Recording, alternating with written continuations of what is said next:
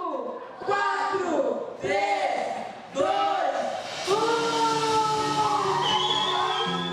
1. Fala galera, que bom estar aqui com você mais uma vez para assistirmos juntos o nosso Celebre Goy, uma palavra abençoada vinda do Senhor para o nosso coração. Não deixe de tirar foto, nos marcar nas redes sociais para alcançar muitas pessoas, nossos amigos. Não esquece de marcar ninguém. E também quero lembrar você da nossa live que tivemos ontem, foi show de bola, né? Semana que vem teremos outras. Fica ligado nas nossas redes sociais para não perder nada. É isso aí, galera, um beijão. Fala galera, estamos mais uma vez aí trazendo uma mensagem no nosso Celebre Goy Online, né? Você aí na sua casa, nós aqui gravando para compartilhar uma palavra de Deus para a vida de vocês, né? E com certeza vai ser algo que vai abençoar a tua vida, vai falar do seu coração, né? E vai te abençoar de uma forma grandiosa. Essa semana eu estava pensando, estava lembrando de um grande homem de Deus, que a Bíblia relata, né? Um homem que fez história com a sua vida, que fez uma história dentro do povo de Deus. Foi um homem que foi usado por Deus para libertar um povo que estava sendo escravo, estava sendo oprimido dentro do Egito. Você já deve saber de que homem eu estou falando. Eu estou falando de um homem chamado Moisés. E o livro de Êxodo, capítulo 3, no verso 3, ali vai nos falar um texto que me chamou muita atenção. O texto fala assim, que coisa esquisita, isto que Moisés fala. Por que será que esse espinheiro, por que será que esta sarça não se queima? Vou chegar mais perto para olhar. Moisés, ele pronuncia esta palavra, mas antes de nós entrarmos nesse texto, antes de nós meditarmos um pouco nisto que eu quero compartilhar com vocês, eu quero falar para você um pouco da vida deste homem, da vida de Moisés. Falar um pouco da sua juventude, como foi a juventude de Moisés. A palavra de Deus mostra que este homem foi instruído, ele foi ensinado, ele teve grandes orientações dentro de um maior lugar que possa ter dentro do Egito. Esse homem foi instruído e foi orientado dentro do palácio de Faraó. Ele teve sua educação, né, aos pés de grandes professores dentro do Egito. Foi um homem que foi cuidado, foi protegido dentro do palácio. Então podemos dizer que ele teve uma juventude boa, ele teve um bom ensino, ele teve boas qualificações. Mas também, queridos, eu quero falar um pouco do nascimento dele. Moisés, ele não teve uma vida fácil. Moisés, o nascimento dele já começou a ser complicado. Por que o nascimento de Moisés começou a ser complicado? Porque a sua mãe, durante o seu nascimento, ela teve que esconder Moisés. Ela teve que guardar Moisés, esconder Moisés de Faraó, esconder Moisés do povo egípcio. Por que ela teve que esconder esse menino? Porque o Faraó, ele lançou um decreto. Hoje nós estamos vivendo aí um momento onde é decreto para cá, decreto para lá. Moisés, ele lançou um decreto, lançou uma ordem que todo filho hebreu, nascido homem, ele teria que morrer. Fico imaginando a mãe de Moisés apavorada, a mãe de Moisés muito preocupada com isso. Então ela pega logo após esconder o seu filho, quando vê que não tem mais o que fazer, ela prepara um cesto, ali ela unta aquele cesto com betume e lança no rio Nilo. Lança a criança no rio Nilo e pede para Miriam, a sua irmã, acompanhar aquele cesto. E você conhece a história, sabe que a filha de Faraó vai ali, acha o menino, leva para o palácio e começa a criar esse menino. O nascimento de Moisés não foi algo tão simples. Já desde o seu nascimento, os seus pais, Moisés já estava enfrentando algumas dificuldades, grandes dificuldades. Sua mãe estava enfrentando uma grande dificuldade. Sabe, queridos, mas eu vejo também o grande propósito de Deus na vida de Moisés. Deus tinha um grande propósito na vida deste homem. Deus tinha um grande propósito na vida de Moisés, algo extraordinário, um propósito maravilhoso na vida de Moisés, que talvez nem a família de Moisés, talvez não, com certeza a família de Moisés e nem Moisés, poderia imaginar a dimensão do propósito que Deus tinha para a vida deste homem. O propósito que Deus tinha para a vida deste rapaz. A gente muitas vezes não consegue imaginar aquilo que Deus tem para a nossa vida. Era algo tão grande que Deus tinha para a vida de Moisés, que nem a mortandade dos filhos dos hebreus conseguiu barrar, que nem os perigos do rio Nilo conseguiu barrar o propósito de Deus na vida de Moisés, nem a ira que se acendia sobre o coração de Faraó conseguiu impedir o grande plano que Deus tinha para a vida deste homem. Sabe, queridos, aqui eu aprendo uma coisa, aqui eu aprendo algo precioso da parte de Deus para a nossa vida, que nenhuma dificuldade, que nenhuma batalha, nada ruim que nós possamos enfrentar, diante da nossa vida, vai conseguir impedir o propósito que Deus tem para a nossa vida. Que nenhum problema econômico, que nenhum problema na nossa saúde, que nenhuma adversidade ou um problema político, ou talvez uma crise que podemos chamar de religiosa, nada vai impedir o plano que Deus tem para a nossa vida se nós confiarmos nele. Se nós acreditarmos que o plano de Deus para a nossa vida, ele não pode ser frustrado. Nada vai impedir o plano de Deus. Eu acredito que a mãe de Moisés, ao preparar um cesto e lançar aquele menino dentro desse cesto e lançar no rio Nilo, aonde os historiadores, aonde muitos teólogos já ouviram falar que aquele rio era muito perigoso, por era infestado de crocodilos. Uma mãe, para untar um cesto, colocar o seu filho e lançar sobre esse rio, ela teria que ter muita confiança naquilo que Deus ia fazer através dele. Porque afinal de contas, fiquei pensando que diferença tem um filho ser morto dentro de um rio por crocodilos ou ser morto por Faraó? Essa mulher tinha uma confiança plenamente em Deus, que Deus ia guardar, que Deus ia livrar o seu filho de toda a morte.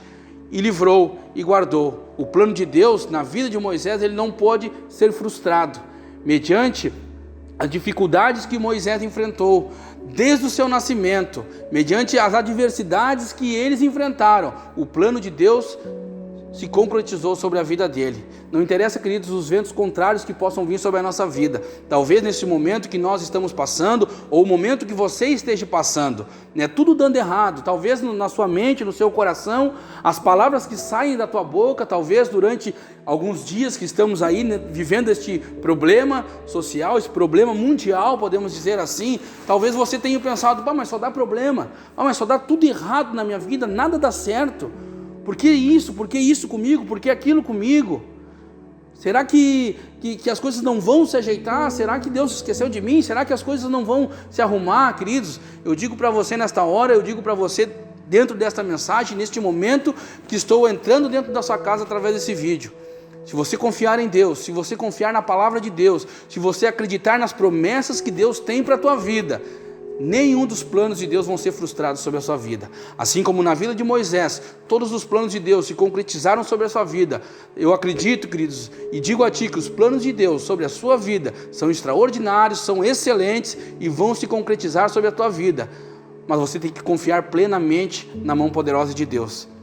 A família de Moisés confiou plenamente nas mãos de Deus ao lançar aquele filho sobre o rio. E os planos de Deus foram concretizados. Eu digo a ti, tudo que Deus escreveu a seu respeito, todas as promessas de Deus para a sua vida, elas vão se cumprir. Acredite, confie na palavra de Deus, confie no poder de Deus, confie na mão de Deus. Também, queridos, eu quero falar que aos 40 anos de idade, foi o período que Moisés saiu do Egito. A palavra de Deus diz que veio ao coração de Moisés um desejo de visitar os seus irmãos, de visitar o povo de Israel. E daí Moisés, ele vai até esses irmãos, ele vai até visitar o seu povo. E dentro deste caminho ele observa um egípcio ali maltratando um israelita. O coração de Moisés se enche de ira. Ele fica extremamente bravo e vai ali e briga e mata aquele egípcio, enterra ele, e logo depois Moisés, depois de matar esse egípcio, ele foge, ele vai para o deserto de Midian. Ele foge daquele lugar, ele sai dali do Egito, e lá onde ele está, no deserto de Midian, ele constitui uma família, ele casa-se com Zípora, e ali a palavra de Deus diz que ele começa a apacentar as ovelhas do seu sogro Jetro. Ele vira um pastor de ovelhas. Naquele momento ele está cuidando das suas ovelhas, das ovelhas do seu sogro. Ele constrói uma nova vida, ele constrói uma outra vida, vai indo tudo muito bem, obrigado para a vida de Moisés. Mas aos 80 anos de idade, queridos, eu vejo que aconteceu algo extraordinário na vida de Moisés. Talvez o maior acontecimento, o acontecimento mais importante que poderia ter acontecido na vida de Moisés. Aí a gente entra dentro desse texto que nós lemos.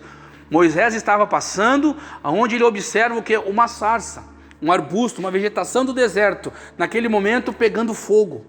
em chamas. Moisés passa e ele volta e olha, e algo chamou a atenção de Moisés naquela sarça, naquele arbusto pegando fogo. Eu fiquei pensando, o que chamou a atenção de Moisés? Ou talvez você está pensando, tá, mas o que chamou a atenção de Moisés? Será que foi a sarça? Eu digo para você que não foi a sarça. Por quê? Porque a sarça é um arbusto comum, aonde ele estava, era algo que tinha pelo deserto todo, né? Aquele arbusto, aquela vegetação era comum naquele lugar. Então ele estava acostumado de ver sarça pelo deserto, ver esse espinheiro, esse arbusto pelo deserto. Não foi a sarça que chamou a atenção de Moisés. Então você pode estar pensando, o que chamou a atenção de Moisés foi o fogo na sarça. Eu digo para você também que não foi o fogo na sarça, não foi a sarça pegando fogo que chamou a atenção de Moisés. Por quê? Porque também era algo comum no meio do deserto, o arbusto ressecado, né? O sol escaldante, o calor, 1000 graus no deserto lá, algo horroroso. Então havia combustão e aquela sarça pegava fogo. Então era algo comum que Moisés provavelmente viu muitas vezes. Mas o que chamou a atenção de Moisés naquele momento? O que chamou a atenção de Moisés foi o tipo de fogo que estava sobre a sarça. Era um fogo que não consumia a planta. Tinha combustão, tinha o fogo, mas aquele fogo ele não consumia. E a palavra de Deus mostra que Moisés olhou aquilo ali, na nossa linguagem de hoje, ele achou assim, pá, que coisa doida que está acontecendo. Aquela sarça pegando fogo, mas a planta continua intacta. As coisas não estão se consumindo. Sabe, queridos, e mediante esse texto eu fiquei imaginando Moisés naquele episódio e me veio à lembrança alguns episódios da palavra de Deus.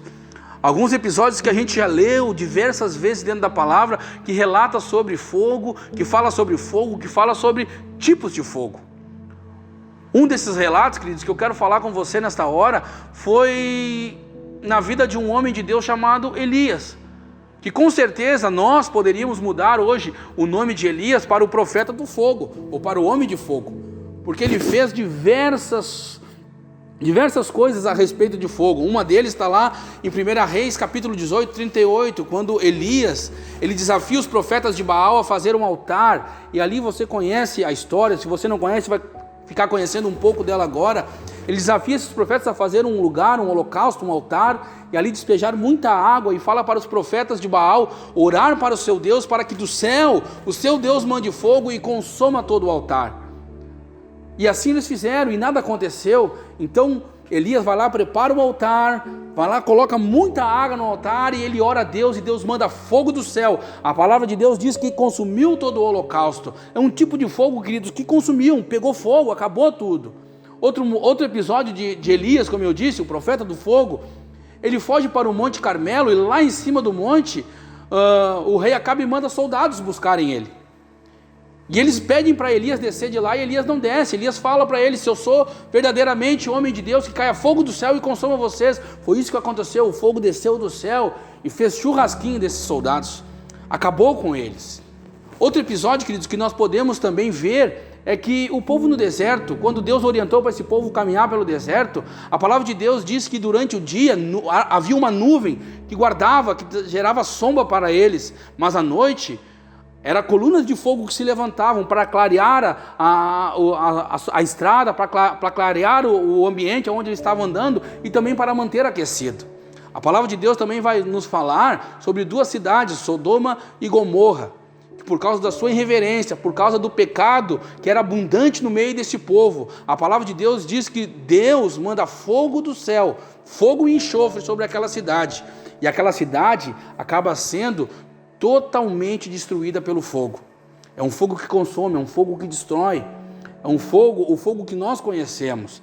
Também a palavra de Deus vai relatar em 2 Crônicas, capítulo 7, vai falar da oração de um grande homem de Deus chamado Salomão, que diante do holocausto, diante do lugar onde estava o sacrifício, a palavra de Deus diz que Salomão orou, e do céu Deus mandou fogo e consumiu todo o holocausto. E naquele momento, o povo de Deus começou a adorar, começou a se humilhar diante de Deus e dizer que Deus é bom em todo o tempo. Também, queridos, vamos lembrar de um grande personagem, de um grande homem também de Deus, que que está relatado no livro de Juízes, um homem que foi um juiz de Israel chamado Sansão.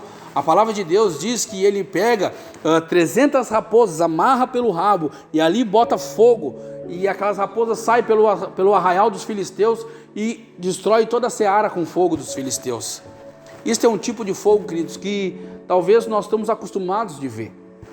Era o fogo que aquelas sarsas no meio do deserto, as outras sarsas, queimavam com a combustão e queimava tudo. É aquele fogo que nós conhecemos, é o fogo aquele que talvez você já queimou a sua mão, já queimou o seu dedo, já se queimou alguma vez, e é um fogo que dói, é um fogo que é dolorido, é um fogo que consome, é um fogo que destrói, né? Quantas vezes nós vimos algumas coisas pegarem fogo, casas, carro, alguma coisa que a gente vê até pela televisão, que o fogo destrói, o fogo consome tudo. É um fogo que gera dor muitas vezes.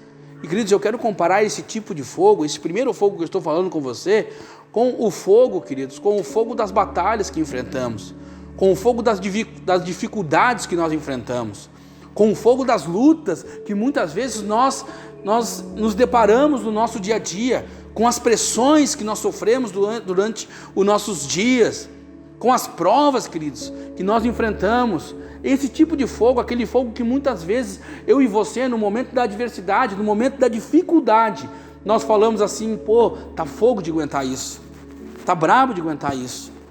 É esse tipo de fogo, queridos. E eu digo para você que todos nós vamos enfrentar batalhas, todos nós vamos enfrentar lutas, todos nós vamos enfrentar adversidade, e muitas vezes, queridos, essas lutas, essas adversidades que vêm diante de nós vão querer nos consumir, vão querer nos desanimar, vão querer fazer com que nós venhamos a desistir, né, de muitas coisas da nossa vida. Desistir da nossa vida, muitas vezes da nossa vida espiritual, da nossa vida com Deus, da nossa vida ministerial, da nossa vida pessoal, né? Este fogo que muitas vezes vem sobre nós, né, e nos tenta nos desanimar, nos impulsionar a desistir de muitas coisas.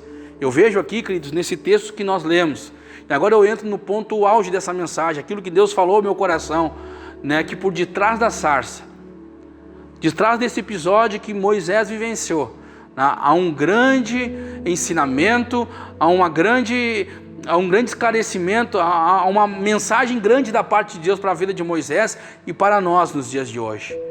Sabe, queridos, eu quero dizer para você que mediante as lutas que nós vamos enfrentar, mediante essa batalha que nós vamos enfrentar, não desista. A mensagem que a sarça trazia para Moisés durante daquele fogo era que mediante as lutas que Moisés iria enfrentar, diante das batalhas que Moisés iria enfrentar, né, no propósito que Deus tinha confiado para a vida dele, de ir até o Egito, libertar aquele povo, não ia ser algo fácil para a vida de Moisés. Aquela mensagem daquela sarça era que Moisés venceria, Moisés teria êxito em tudo que Deus tinha confiado para a sua vida, mediante as provas, mediante as dificuldades. Se Moisés tivesse revestido do fogo de Deus que estava sobre a sarça, da presença de Deus que estava sobre aquela sarça, é deste modo que nós vamos enfrentar, é deste modo que nós vamos vencer as adversidades, é desse modo que nós vamos vencer tudo isso que está acontecendo no mundo, é nesse modo que nós vamos vencer as próximas lutas que virão sobre nós, é nós estarmos revestidos, queridos, de um fogo diferente. Não atentarmos para o fogo das batalhas, das lutas que tentam nos sufocar e tentam nos pressionar, mas para este fogo da presença de Deus. A Bíblia fala também, queridos, de um tipo de fogo que nós devemos buscar todos os dias para a nossa vida. Que fogo é esse? É um fogo diferente deste primeiro fogo que eu citei. É o fogo da presença do Espírito Santo. É este fogo que nós temos que buscar todos os dias para a nossa vida. É isso que nós temos que nos encher. A palavra de Deus diz em Lucas capítulo 3, verso 16, que João fala ali que eu vos batizo com água para o arrependimento, mas virá outro depois de mim, né? Esse vai ser maior que eu, que vai batizar vocês com fogo, o fogo do Espírito Santo. É este fogo que eles vão batizar. E é desse fogo que nós temos que estar revestido todos os dias da nossa vida. Em Efésios capítulo 5, vai falar que nós não devemos nos embriagar com vinho, mas nós devemos nos encher do Espírito Santo. É deste modo, queridos, é nos enchendo do Espírito Santo, é sendo cheios dessa presença de Deus, é buscando todos os dias essa presença sobre a nossa vida, que nós vamos enfrentar as batalhas, que nós vamos ter força para vencer as adversidades, que nós vamos ter força para vencer as lutas, que nós vamos ter êxito em tudo aquilo que Deus confiar a nós para fazer, em tudo aquilo que vier sobre nós. É essa presença, queridos, que tem que estar sobre a sua vida. É essa presença que tem que estar sobre a nossa vida. Nós temos que nos encher do Espírito Santo todos os dias, buscar essa presença.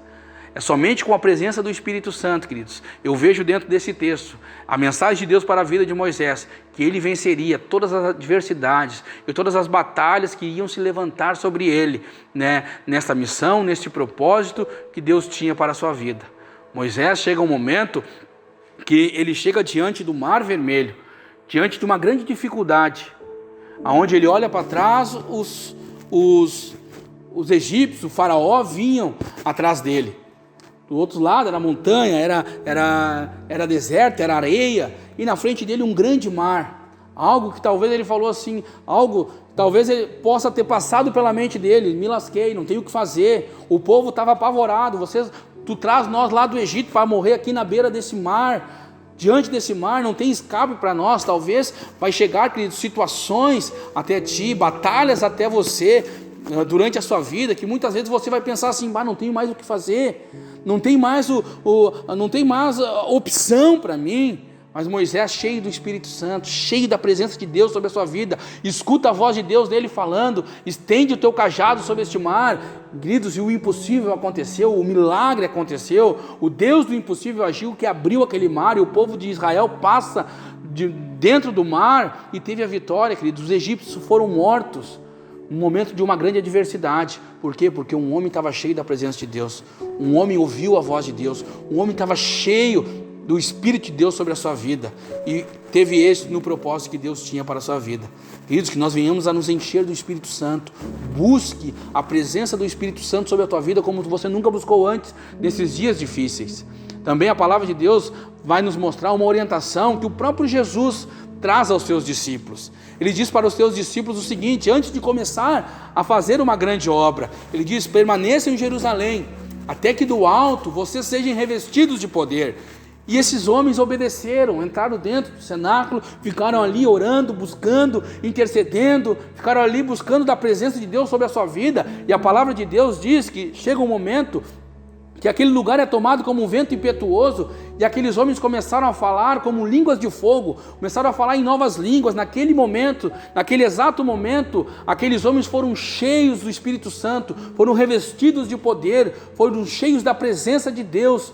E foi isso, queridos, na vida deles, que fez com que eles encarassem todas as adversidades que eles iam enfrentar dentro do seu ministério.